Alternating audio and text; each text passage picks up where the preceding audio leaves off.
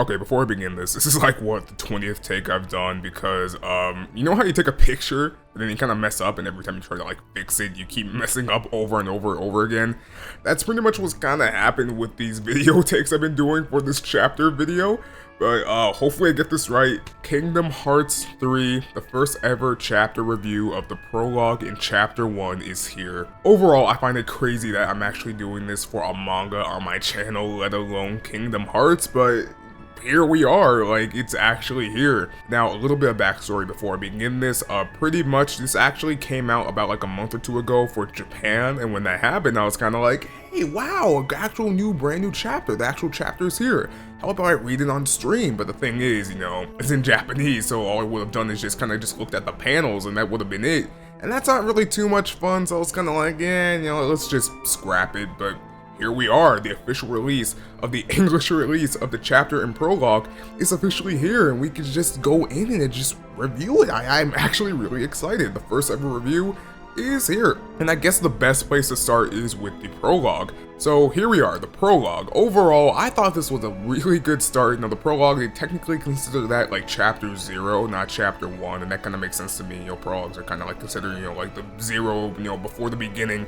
And yeah, now it kind of just opens up with Scarlet Kylam, and just like in the game, you see Master Ericus, you see Master Xehanort, they're playing the chess game, but you know, they're as children, and crap, that is a big light. Yeah, but overall you see them playing in the background, they're playing with the chessboard, and they're just kind of talking about the war and everything. They're talking about Kingdom Hearts, they're talking about the Keyblade wielders that fought long ago, and Master Xehanort, just like in the game, brings up the talk of the Lost Masters. And the one thing I really like about the manga that kind of differentiates from the game is that with the manga, when they're talking about this stuff, they actually show snippets of clips and imagery back during the Keyblade War. For example, when they talk about Kingdom Hearts, they actually show the image of Kingdom Hearts, and when they talk about the Lost Masters, they show the Lost Masters, aka the Foretellers, and I think that's a really cool add-in to the manga that they didn't put into the actual, you know, like video game itself. And one reason I kind of feel like as to why they kind of put that in there is for more context behind things that they're talking about, because again, all of this stuff that they're talking about is happening in Union Key right now as of the making of this video, and I guess there are some people that played the game that did not play Union Key, didn't see back cover, didn't see those things. So for them, I guess they were kind of confused in the game, so maybe with the manga, they were kind of like, okay, well with the manga, let's add these kind of imagery in so that they can get more, I guess, an idea of what those things were and who those people are without really giving away too much, and I really, really like that. And just like in the video game, they kind of just talk about how the future, it's already been written. The gazing eye sees all. You see No Name all hanging up on the wall, you know, Master Xehanort's future Keyblade. And just like in the game, Ericus is like, oh no man, it's not over yet. Maybe I can change it. Maybe the light can still survive. I'm gonna rewrite it. And again, one thing with the, you know, the manga that I see that kind of differentiates from the video game is that with the manga, they kind of reword things differently. It's not like word by word just like in the video game. And they could have done that. They really could have done that, but they don't. And I actually really enjoy that. And that's kind of like the thing about the manga with Kingdom Hearts I really, really like. They kind of like take some things and kind of like switch it around a tad bit so that either one, it's worded a tad bit better, or two, it's shown better. And that's one thing I really like about the manga. And overall, that's kind of a bit of the prologue. And again, at the end of it, it kind of shows Sora saying, they could take your world, they could take your heart, cut you loose from all you know, but if it's your fate, then every step forward will always be a step closer to home. And again, I kind of reworded a tad bit, but overall it's the same thing, and then it kind of shows everyone looking up at Kingdom Hearts just like at the end of the Kingdom Hearts 3 opening.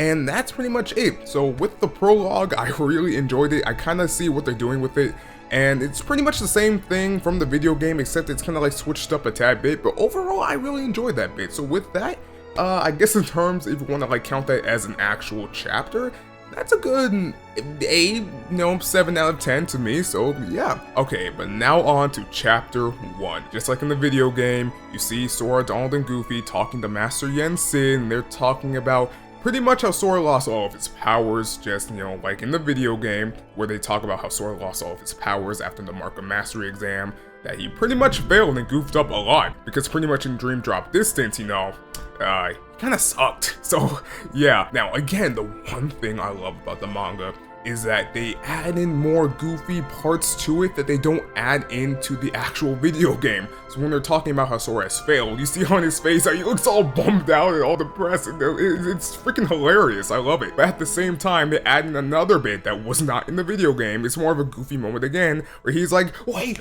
quick, I can still dodge roll, look, I'm not all the way useless. And I'm just like, what? And I think it's freaking hilarious. And again, that's the one thing I love about the manga. They add in these kind of bits and like extra parts in that's more goofy and comedic in the serious moments that was never included into the video game. And that's something I really enjoy and really find very comedic and just very funny. And yeah, pretty much just like in the video game, they explained how they have to find the 3 missing Keyblade wielders that were gone 10 years ago, Ventus, Aqua, and Terra, and that for Sora to do this, he needs the power of waking. And pretty much Sora's like, okay, yes, go. You can count on me, man. And Donald and Goofy, they're like, hey, we gotta go with you too. And again, they kind of make like a somewhat funny joke to it also. They're kind of like, pretty much you have to regain all the strength you lost. And again, you see on Sora's face, he's way more comedic with it. He's like, and again, it's super funny. And that's pretty much where the chapter ends. It's not like a really long chapter. Overall, it's really just kind of somewhat repeat of the original events in the game, except again, it's more comedic. They add more like humor to the face, and and show more visuals of back during Dream Drop Distance and different parts like that, where it shows Sora diving through the darkness, just like back in Dream Drop Distance when he got consumed by the darkness. And overall, I really enjoy the chapter. I really like what they're doing with these chapters. I like how they're presenting them, and I am just really stoked to see what they have going forward. And yeah, with this chapter, I say I want to give it a good, probably 7 to 8 out of 10. Again, it's more just a repeat of the original events in the actual video game, but again, they add the comedic humor to it, and that's the main thing about the manga I love. And not only that, they also add other things to the manga that very differentiates from the actual video game itself. There's some more freaking dark moments in the manga, in the past Kingdom Hearts mangas. So if they do some more dark moments in this, manga for Kingdom Hearts 3 compared to the video game, that's gonna be some wild stuff. But overall, what do you all think? This is my first ever manga review, pretty much, so if I'm stuttering, I'm kind of like messing up on my wording a tad bit. I'm sorry, I'm new to this, and that is a big freaking thunder. But yeah, overall, what do you all think? Hopefully I did a good job with the first review, and yeah, I can't wait to see what's more in the next chapters to come. This is Shark Tank. Have a great, awesome, and amazing day.